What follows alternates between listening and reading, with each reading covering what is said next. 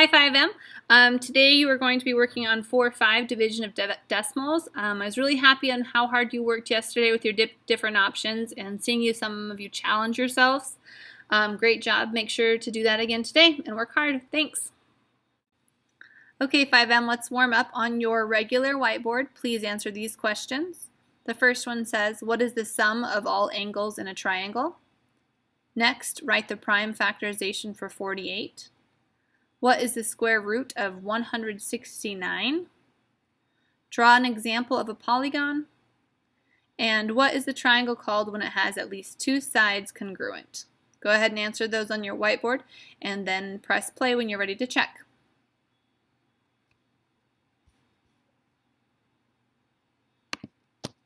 Okay, here are your answers. If you don't understand any of these, please raise your hand and we'll be happy to come over and discuss them with you. Okay, today's learning target is I can divide decimals. So it's actually going to be a pretty easy day. You're going to be dividing decimals with one divisor, and there are going to be some decimals in your problems as well, but it's a lot easier than it sounds.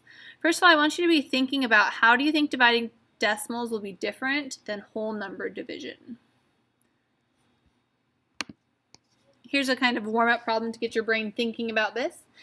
If a rope measuring 87 6/10 meters long is cut into 12 equal pieces, estimate the length of each piece. Be prepared to explain your estimation strategy. Go ahead and do this now.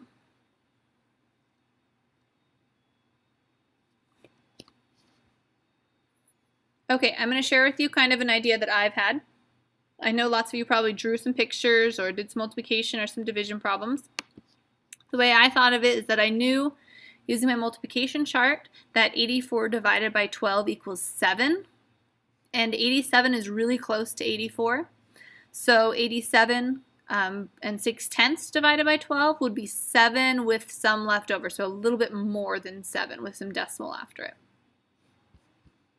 So the best way when you are dividing decimals, for each problem, you're going to want to first make a magnitude estimate of the quotient. So ask yourself, is the answer going to be in the tenths, ones, tens, or hundreds?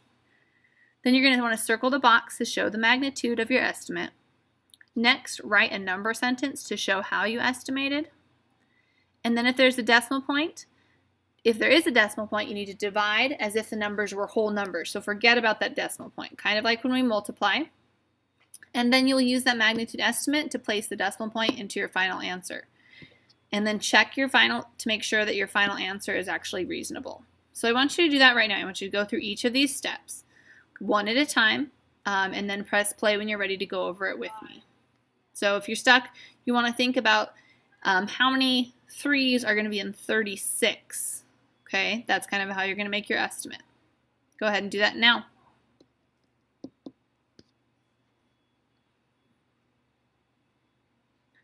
Okay, so when I made my estimate, I said 36 divided by 3 is going to give me 12.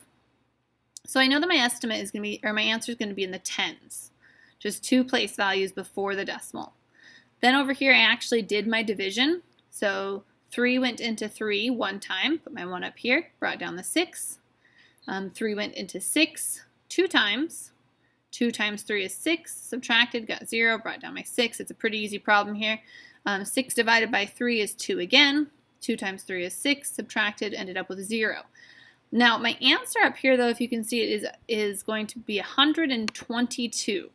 Now, knowing, though, since I made my estimate that my answer should be around 12, I'm going to want to put my decimal point in my answer,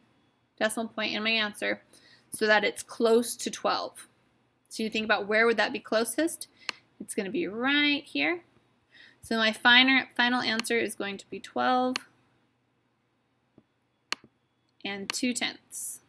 Okay, so I just divided as if that decimal point wasn't even there, and then looked at my magnitude estimate to help me figure out where the decimal point should go at the end. If you want to follow along with me, this is on journal page 109.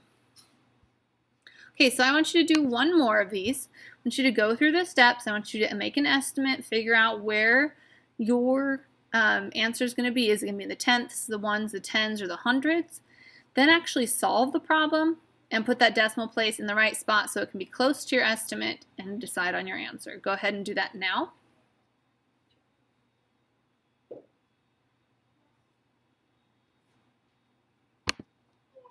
Okay, so here's the one I did. I said 9 divided by 4 is going to be about 2 something, okay? Because I know 8 divided by 4 is 2. I probably should put that up there instead, but and then I actually did my division here. I ended up with 237 as my answer.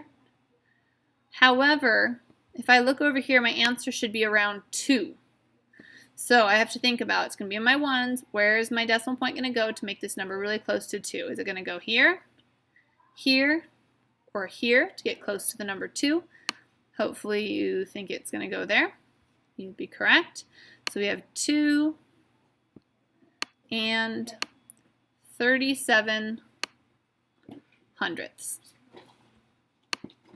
Okay, so now on to your assignment. You're going to complete page 109 in your math journal independently, please. When you get done, please have it checked by one of the teachers. When you're done with that, you're going to finish yesterday's division worksheet. If you feel challenged and you didn't get to it yesterday, try that 2 divisor. You can watch the video if you would like to and try out that 2 divisor side. And then if you get all done with both of those things, I want you to move to math boxes 4.3 and 4.4, and you may work on a partner with those and make sure you have them checked when you finished. All right, good luck.